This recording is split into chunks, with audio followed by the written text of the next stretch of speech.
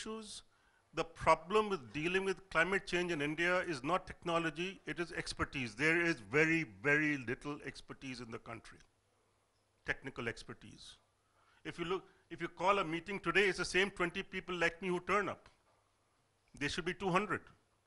So if you want to deal with this issue, human resource development is going to be a major issue. We'll have to increase the number of people in each area 20% a year. And I'll just end with one number. The total number of people in China in research institutions just dealing with railways is 20,000. In India, it's about 200.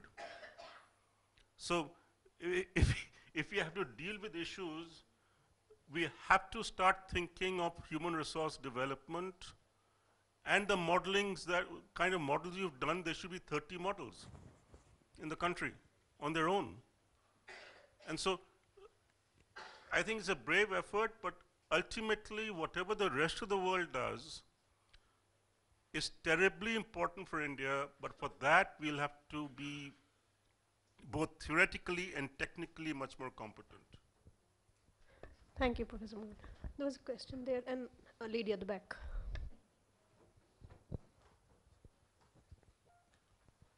Hello, good afternoon. I am Ravinder Singh. I am inventor. Sir, it is very tragic. We are not promoting, green technologies, green power generation. For example, we have 200,000 megawatt of hydropower potential, in our Himalayas, and we are not, developing that. So we have, we are sabotaging solar power generation in India.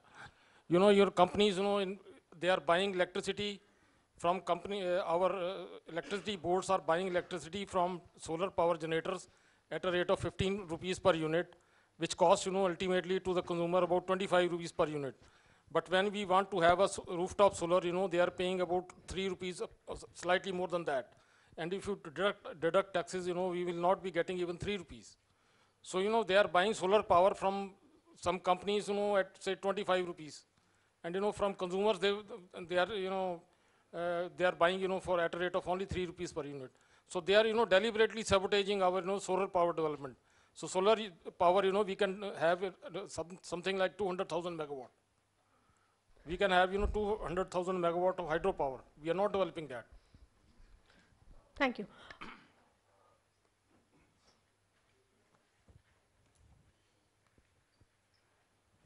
Good afternoon to all. I am Pallavi. I am working with the Emergent Ventures India. I would just, I have taken very good points, and I would like to have so many takeaways from here. First of all, I would like to say to Dr. Navroz that I share the same view as you said. You had mentioned about institutionalizing the climate governance, which is actually key point here, because as of now, as one of my colleagues from IIT has also mentioned, that capacity is something which is missing right now. So I guess bringing everybody at the common page and bringing everybody at the common pedestal is something which is the need of the hour. In the world right now, we have, for decarbonizing the entire energy system, there is an amount of like 2 trillion which would be required for an estimate of 2012 to 2030. But as of now, there are just 350 billions of flow which is taking place. Similarly, for National Climate Finance, the National Action Plan on Climate Change, India estimates that it requires 37 billion of 37 billion to get the goals implemented. But as of now, if we see at the actual level, we just have say 1 billion which is flowing from the private finance, say CDM, and then a very meager amount which has come from the multilateral fund.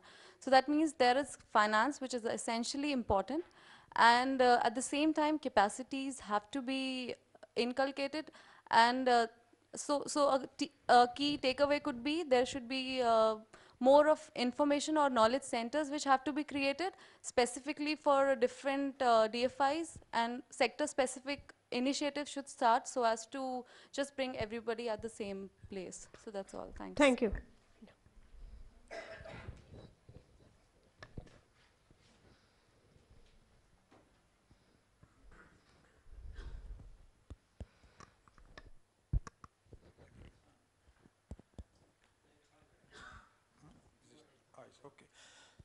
Good afternoon. I'm Dr. K.D. Gupta, coming from right now SHM. And also basically I look after an Institute of Applied Systems and Rural Development. I agree very much here the other gentleman said that the mitigation efforts, a lot of things we have talked about, technologies, borrowing or developing ourselves. The question is what he said, public transport. Take example of Delhi Metro. The other day we had a discussion with Mango Singh, he's the managing director of this, and he said how many people travel? 26.84 lakh people travel by this. If these people were traveling on road, you can think of the amount of vehicles required. The public transport is must. I quote another example.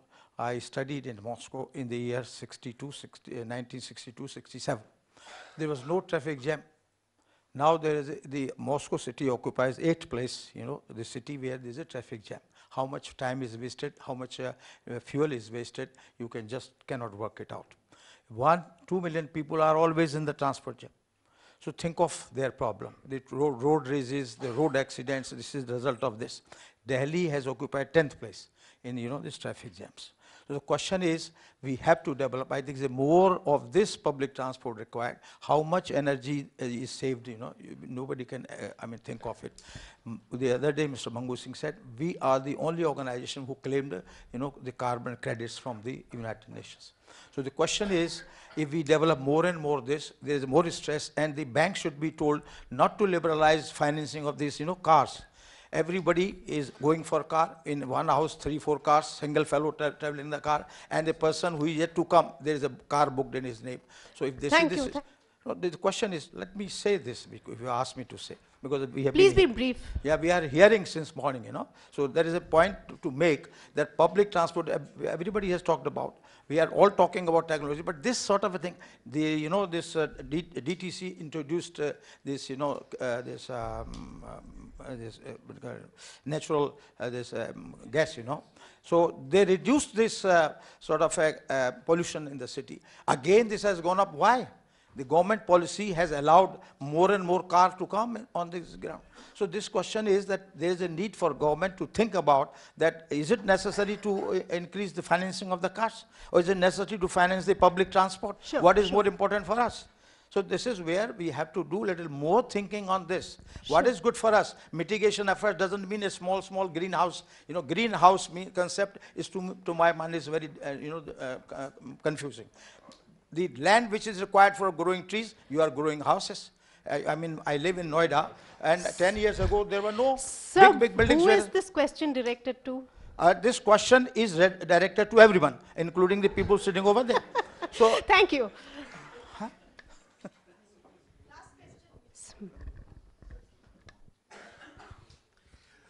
My name is Rajat Mukherjee. I'm in the telecom sector. Today's entire session has been on low carbon pathways, and we started the morning by talking about balancing growth and climate change. We also talked about the cost of inaction, and we've heard various models being propagated about how it can be done and how it can't be done. But at the end of the day, in India is at the absolute bottom in terms of total quantum of carbon emission. And incrementally also, I don't see that we are necessarily going to be creating any new spikes. So how critical really is this entire climate change issue vis-a-vis putting the brakes on the development of the economy? And that is desperate. The fact is that we have 120 million people who are entering the earning age group in the next 10 years, and we have to have manufacturing availability to be able to employ them. So how critical is the question that I was asking, is this issue of low carbon development from the standpoint of balancing it with growth? So we'll go in the reverse order. Shrikant, you'll start. Last words. Okay, very quickly, I think there must be lunch outside, right? So, Matar Paneer. The point is that to take your question, sir, I think that I think the one usefulness of the report that was done, and hopefully of the work that ICRIER will do, is to put some figures on this. So we have development imperatives, and rough quantification, not very well done, is that it's going to cost a lot of money. This low carbon growth is going to cost a lot of money. And as I've already said at the beginning, that'd be dishonest to think otherwise. If this was a free lunch, then there would be, even that lunch is not free. You've had to listen all morning. So the point is that the the first cut quantification was $1.3 trillion. You could take any number, but it's certainly a large number, and it's significantly different from zero. So it is going to cost a lot of money for the Indian economy, and my submission has been that we must debate whether that money should be spent on mitigation or should be spent on adaptation, or a combination of the two.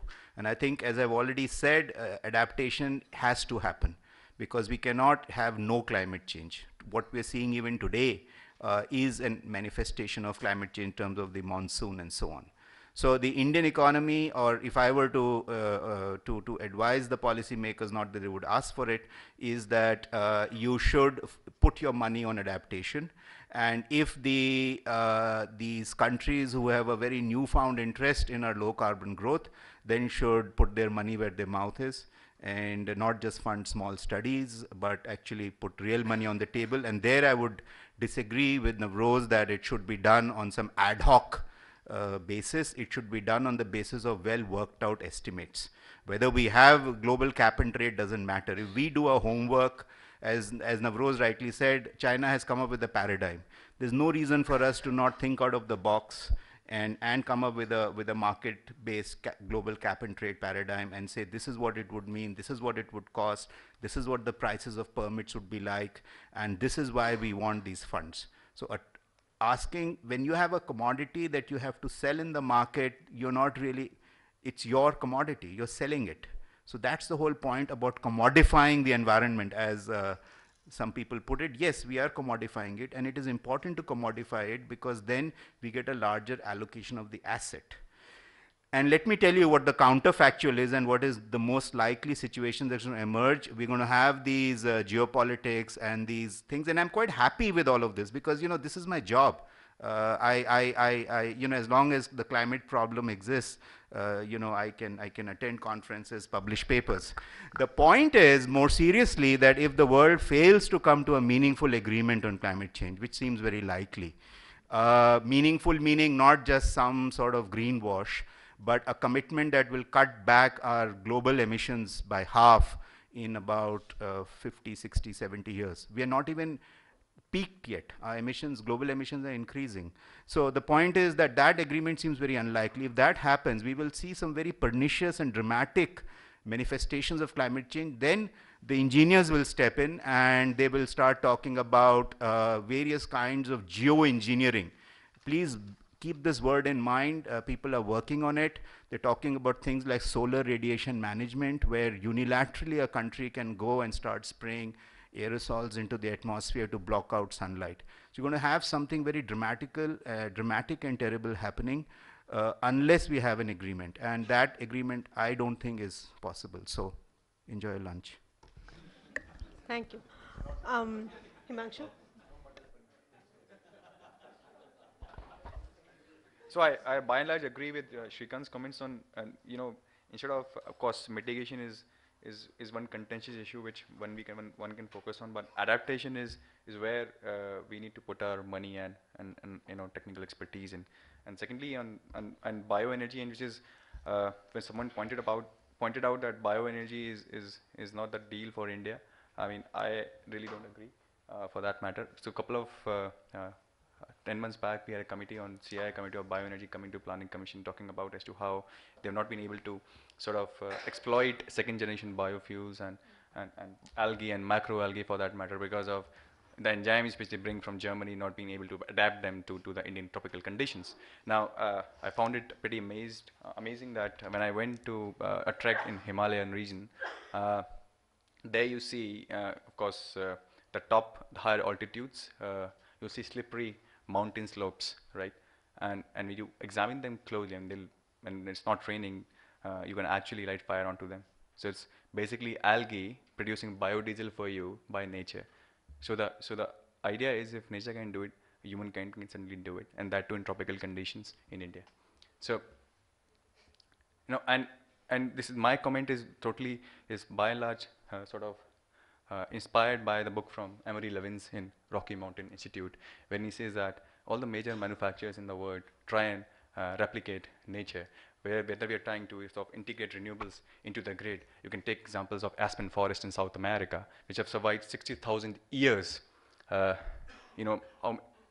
many climate changes, how many geo paradigm changes in that region, primarily because their roots are so well interconnected that one region which faces drought is supplied by nutrients and water by other region through a complex network of distributed routes. So if we could somehow model our electricity grid in the similar fashion where distributed renewables are feeding demands and distributed demand, which is where we should be focusing upon. So as I pointed out earlier as well, we always tend to underestimate the power of technologies and the kind of paradigm shifts they can bring, whether for India, whether for US or for any other country. Thank you, Himanshu. Navroz. Thank you. It's been a really fun panel, and I'm sure it'll be followed by a great lunch, Matar Pareen or otherwise. I think it's actually quite important before we get into discussion of modeling to understand what purpose the model will serve, what sorts of questions it might give answers to, and what the context is within which those answers will be read. And that's how I interpret this panel. So let me just say that I think that there has been coming to the tail end of a process where for 10 years we've been trying to discuss what question we should ask. And I think we're coming to somewhat of a closure on that, which I think is productive. And there has been, we shouldn't be naive about this. This is all happening in a geopolitical context where there has been lots of international pressure on India and so on. But it's not like people active in this debate, including and notably people like Shrikant, have been inactive. There's been a lot of pushback, and several people have tried to frame the debate in ways we think are appropriate. So this rise in the term co-benefits, and Shrikant and I have been part of this in the IPCC. The last IPCC defined co-benefits as either development actions that lead to climate gains or climate actions that lead to development gains. In other words, it said it is perfectly legitimate to think about development first. That actually is a big shift, and it is a deliberate shift due to the work of a lot of people. And I think a lot of people have been pushing back against this construction. Now, going back to AR4, 7 years ago, Bali time, the context within which questions were asked of India was, when is your peaking year? You don't hear that anymore. And that's actually a gain. And that way of asking the question, when is India going to peak? It may not be now, it may not be in 10 years, but tell us when, we need to know. There has to be a final. That has dissipated.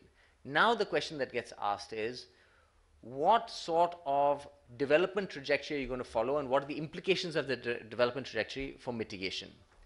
Now, my feeling is that that is a productive question for two reasons. One, for a slightly defensive reason. You asked the question, sir, we're marginal contributors. In a sense, we are marginal contributors. But at the same time, in absolute terms, we are the third largest emitter. Now, that doesn't mean we're responsible for that.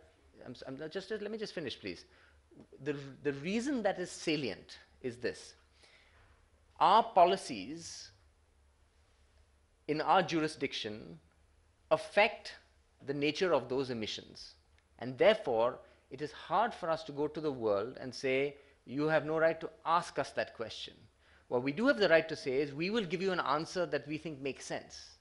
And the answer that makes sense is a co-benefits structure where we put development first, but we will think seriously about what that implies for mitigation. But I don't think we can get away with saying, you'd have no right to ask us that question, right? Because we are in a global collective action problem. So if the country whose policies the third largest amount of emissions come out from says, you have no right to ask us the question, everybody who follows also gets to say that.